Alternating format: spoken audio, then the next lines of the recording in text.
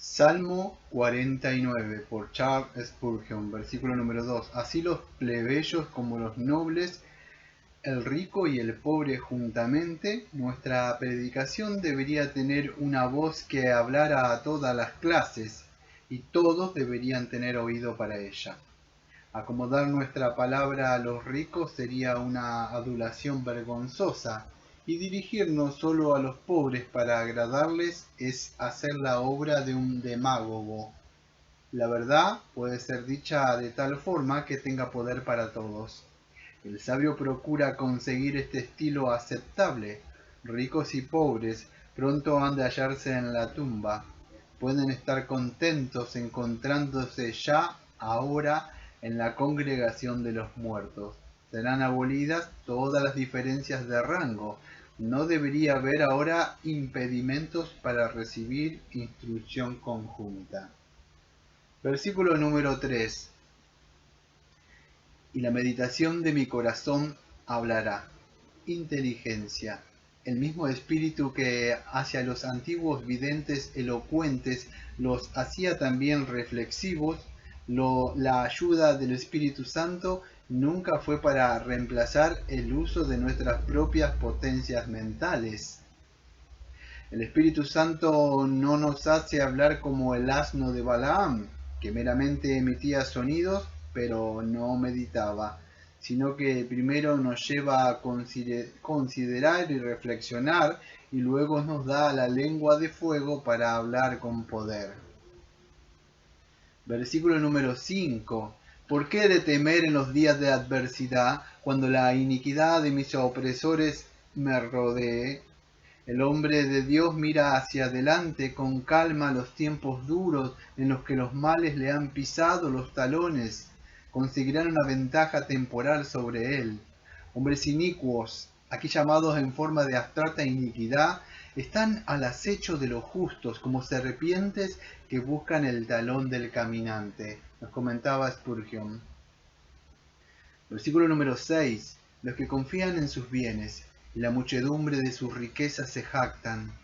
¿Quién llama con aldabonazos más fuertes a la puerta del cielo para que se les deje entrar que aquellos que quienes Cristo rechaza como obreros de iniquidad?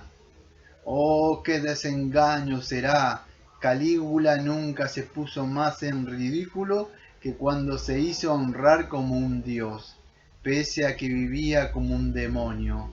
Antes que otros os tomen por cristiano por amor de Dios, probad que sois hombres y no bestias, no como ahora que vivís vidas de brutos.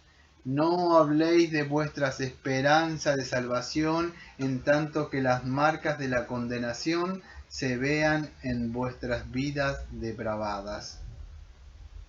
Un fraile estaba predicando en Roma una cuaresma y mostró que poseía un juicio muy sano en este punto, porque estando algunos cardenales y muchos otros grandes presentes, empezó su sermón diciendo abruptamente y con ironía: San Pedro era un necio, San Pablo era un necio, y todos los cristianos primitivos eran necios, porque pensaban que el camino del cielo era el de las oraciones, lágrimas, ayunos y vigilias, mortificaciones severas, y negarse la pompa y gloria de este mundo, en tanto que vosotros aquí en Roma pasáis el tiempo en bailes y máscaras, vivís en pompa y orgullo, concupiscencia y lascivia, y con todo os tenéis por buenos cristianos, y esperáis ser salvos. Pero al final vais a demostrar que los necios sois vosotros, y ellos hallarán que eran sabios. Por William Gurnall en un sermón funerario para Lady Mary Bird. Versículo número 7. Ninguno de ellos podrá de manera alguna redimir al hermano. Con todas sus riquezas, todos ellos puestos juntos no podrán rescatar a un camarada de las garras de la muerte. Se jactan de los que harán con nosotros, que procuren por ellos que pesen su oro en las balanzas de la muerte y vean cuántos gusanos y podredumbre pueden comprar con él para su tumba. Nos comentaba Charles Spurgeon. Versículo número 8. Porque el rescate de su vida es demasiado caro y nunca le bastará. En este juicio las lágrimas no prevalecerán, las oraciones no serán escuchadas, las promesas no serán admitidas, los arrepentimientos vendrán demasiado tarde. Y en cuanto a las riquezas, títulos honoríficos, cetros y diademas no le servirán de mucho. Nos comentaba Thomas Tinman. Versículo número 9. No hay precio que pueda asegurar a nadie que viva en adelante para siempre y nunca vea corrupción. Los hombres se desviven en busca de oro. ¿Qué haría si fuera el elixir de la inmortalidad? El oro es pagado en abundancia para engañar al gusano del pobre cuerpo al embalsamarlo o incluirlo en un ataúd de plomo. Pero es un negocio miserable, una farsa y una burla. En cuanto al alma, es algo demasiado sutil para ser detenida aquí cuando oye la orden divina de ascender por rutas desconocidas. Nunca, pues, temeremos a aquellos que nos muerden los talones y se jactan de tesoro que son imponentes para salvar. Que se jactan de tesoros que son impotentes para salvar. Versículo número 10. Que perecen del mismo modo que el insensato y el necio. La locura no inmuniza contra la muerte. Mueren al juglar que pirutea, el bufón que divierte, como también el erudito y el estudioso. La alegría no puede burlarse de la hora de la muerte. La muerte que visita la universidad no exime a la taberna. Versículo número 11. Su íntimo pensamiento es que sus casas serán eternas y sus habitaciones para su generación y generación. Es muy necio el que en su pensamiento es más necio de lo que se permite hablar. Este fruto podrido en su centro, son los mundanos en lo profundo de su corazón. Aunque no se atreven a decirlo, se imaginan que los bienes terrenales son reales y duraderos. Soñadores insensatos. La ruina de sus castillos y palacios debería enseñarle una lección, pero todavía acarician el engaño. No pueden distinguir el espejismo de las verdaderas corrientes de agua. Se imaginan que hay arco iris en el establo y que las nubes son las colinas eternas. Nos comentaba Charles Spurgeon. Cristianos, muchos como oradores, declaman contra la vanidad de la criatura y hablan de modo despectivo del dinero, como hacen otros, y dicen: sabemos que es un poco de tierra refinada, pero en sus corazones están apegados al mismo. ¿Se resisten a separarse de él por amor a Dios o ante la voluntad declarada de Dios? Así como el que dice buenas palabras de Dios no significa que confía en Dios. El hablar malas palabras de las riquezas del mundo no lo exime de confiar en ellas. Hay una diferencia entre declamar como un orador y actuar como un cristiano, comentaba Thomas Manton. Dan sus nombres a sus riquezas. Es bastante común esta práctica. Sus terrenos son indicados por sus nombres. Es como los hilos escribieran sobre el agua. Los hombres incluso han llamado países según sus propios nombres. Pero ¿de qué les sirve este cumplimiento, aun en el caso que los demás persistan llamándolos así? Versículo número 12. Mas el hombre no permanecerá en su opulencia. No es sino un huésped o un inquilino durante una hora, ni siquiera toda una noche, aunque viva en salas de mármol. Se le da noticia de salir. La eminencia es siempre una eminencia de peligro. El héroe del momento dura esto. Un momento. Los cetros caen de las manos paralizadas que un tiempo los retenían con vigor y las coronas resbalan de los cráneos cuando la vida se despide. Nos comentaba Spurgeon. Los rabinos lo leen así. Adán, siendo honrado, se alojó menos de una noche. La palabra hebrea permanecer significa alojarse toda la noche. Adán, pues, al parecer, no estuvo ni una sola noche alojado en el paraíso. Nos comentaba Thomas Watson. Es semejante a las bestias que perecen. No es como las ovejas que son preservadas por el gran pastor, sino como el animal cazado, condenado a morir. Vive la vida del bruto y muere la muerte del bruto, nadando en las riquezas, saciando de placer, engordado para la matanza, muere como el buey en el matadero. ¡Ay, que una criatura tan noble use su vida de modo indigno y termine de modo tan desventurado y vergonzoso! Por lo que se refiere a este mundo, ¿en qué forma difiere la muerte de muchos hombres de la de un perro? Se hunden en el polvo vil de donde procedieron, sin que nadie los llore, honre o cante.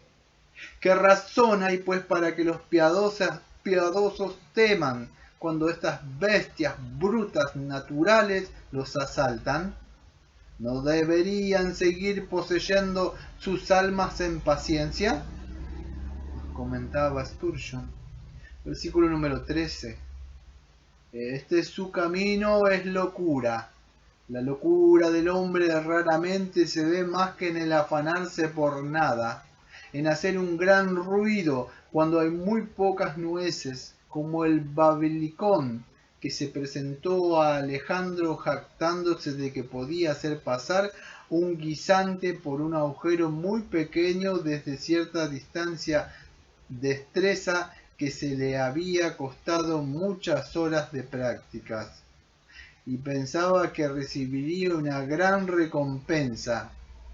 Pero el rey le regaló una canasta de guisantes, recompensada apropiada a su diligente negligencia u ociosidad actividad. Nos comentaba George Swinton. Versículo número 14. La muerte los pastorea. La muerte como un pastor torvo y ceñudo los guía y los lleva al lugar de sus pastos eternos, donde todo es soledad y miseria. Los rectos dominarán sobre ellos por la mañana, los rectos se hallarán ante a la cola, pero por la mañana se hallarán a la cabeza. Los pecadores rigen al caer la noche, sus honores se marchitan y por la mañana la posición de ellos está invertida. La reflexión más dulce del justo es que por la mañana, aquí significa el comienzo de un día interminable e inmutable. Nos comentaba Charles Haddon Spurgeon. Su hermosura se consume y el Seol será su morada. ¿Dónde se halla su pompa, su delicadeza, su belleza? Todas estas cosas se han desvanecido como el humo, y ahora no queda nada sino polvo, horror y peste. El alma, habiéndose soltado, yace sobre el suelo, no un ser humano, sino un cadáver sin vida, sin sentido y sin fuerza, y horrible a la vista, si es que se puede mirar. Nos comentaba Thomas Tilney. ¡Ah, la tristeza! El montón de ruinas confuso de la humanidad. ¡Qué terrible carnicería se hace de la raza humana! Y qué solemne y terrible escena, cubierta de los restos desordenados de sus compañeros, se presenta en sus mentes. Allí yacen los huesos del monarca orgulloso que se tenía casi por un dios, mezclados con las cenizas de sus súbditos más pobres. La muerte se apoderó de él en la cumbre de su vanidad. Estaba regresando de una conquista, su mente altanera, hinchada por el poder y la grandeza, cuando uno de las flechas fatales le tocó el corazón y en un instante dio al traste con sus pensamientos e intrigas. El sueño de gloria se desvaneció y todo su imperio quedó confinado a la tumba. Allí hay un cuerpo al que se prodigan cuidados y cuya hermosura y forma eran admirada, neciamente ahora podrido. Nada sino gusanos le acompañan. Este es el cambio que ha traído la muerte. Mira, después las cenizas oscuras y anónimas de un rico, un codicioso, un avaro, cuya alma estaba pegada a este mundo y abrazada a sus tesoros. Con qué convulsiones y agonía la muerte le arrancó de esta tierra. Cómo se agarraban sus dedos al oro, con qué vehemencia hundía sus manos en la plata, indiferente a su desespero. Nos comentaba William Dunlop, versículo número 15. Pero Dios redimirá mi vida del poder del Seol, de nuestro lugar temporal de descanso. Saldremos a su debido tiempo avivados por la energía divina, como nuestra cabeza resurrecta. No podemos ser retenidos por los lazos de la tumba. La redención nos ha emancipado de la esclavitud de la muerte. El hombre no puede hallar redención en las riquezas, pero Dios la ha hallado en la sangre de su querido Hijo, nos comentaba Spurgeon, porque Él me tomará consigo. Este medio versículo bien corto, como hace notar Boncher, pesa más por su misma brevedad. La misma expresión ocurre de nuevo en el Salmo 73, versículo 24. Tú me tomarás, siendo el original de los dos de Génesis capítulo 5 versículo 24, en que se dice del traslado de Enoc, y no se halló porque Dios lo había llevado. Nos comentaba G. Stewart Perrone, versículo número 16. No temas cuando se enriquece alguno. No te preocupes cuando ves al impío que prospera. No hagas preguntas sobre la justicia divina, que ningún presentimiento nuble tu mente. La prosperidad temporal es de tan poco valor que no vale la pena preocuparse por ella. Que los perros roan sus huesos y los cerdos urgen cuando aumenta la gloria de su casa. Aunque el pecador y su familia son objeto de gran estima, y su posición es muy elevada, no importa. Todas las cosas serán puestas en su lugar a su debido tiempo. Solo aquellos cuyo juicio es sin valor van a estimar a los hombres más a causa de la extensión de sus tierras. Los que son estimados por razones tan faltas de razón van a hallar su nivel antes de poco, cuando la verdad y la justicia pasen a primera fila. Porque cuando muera no se llevará nada, solo tiene sus riquezas en arriendo, y la muerte termina el plazo del mismo. El hombre tiene que atravesar el río de la muerte desnudo, ni un harapo como vestido, ni una moneda de todo su tesoro, ni una pizca de su honor puede el mundano llevarse consigo al morir. ¿Por qué pues angustiarse por una prosperidad tan pasajera? Comentaba Spurgeon. Los ricos son como las piedras del granizo, hacen mucho ruido en este mundo, como el tablero del granizo al caer sobre las tejas de la casa. Caen, se quedan sobre el suelo y se derriten. La vida del hombre es como las riberas de un río. Su estado temporal es la corriente, el tiempo erosiona las riberas, pero la corriente no cesa, sigue abajo sin cesar. Nos comentaba Thomas Adams. Su gloria no desciende tras él. Al descender abajo, más abajo siempre, ninguno de sus honores o posesiones le sigue. Las patentes de nobleza son papel mojados en el sepulcro. Su señorío, su honor, su gracia, todo ello son títulos ridículos en la tumba. El infierno no sabe nada de la aristocracia. Los pecadores delicados y melindrosos hallarán que las llamas eternas no respetan sus afecciones y refinamientos, nos comentaba Spurgeon. La muerte agarra al pecador por el cuello y le arrastra escalera abajo a la tumba. La indulgencia de alguna tendencia pecaminosa tiene esta propensión al descenso, que es mortal. Toda concupiscencia, sean por la riqueza, los honores, los juegos, el vino o las mujeres, guía al engaño y despreciado adicto, paso a paso, a las cámaras de la muerte. No hay esperanza en la perspectiva temida. La tribulación y la angustia se apoderan del espíritu. ¿Has escapado, alma mía, de la red del infernal cazador?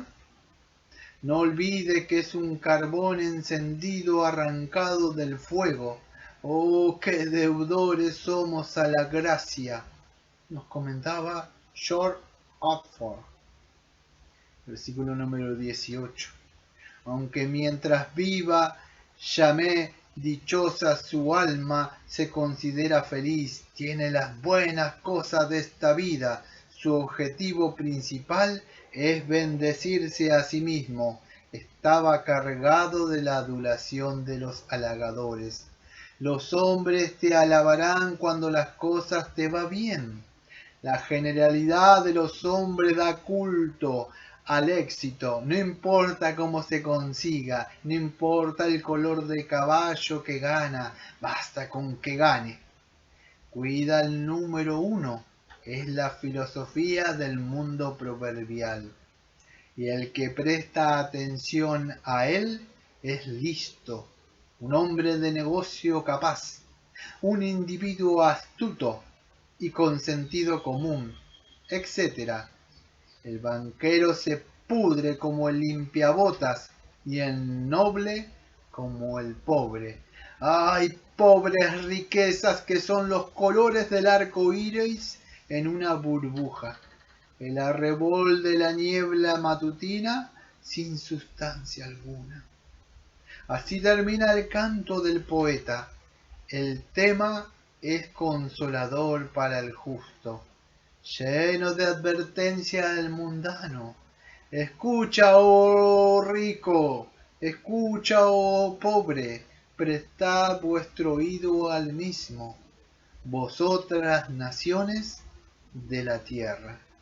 Lo comentaba Charles Handel Spurgeon.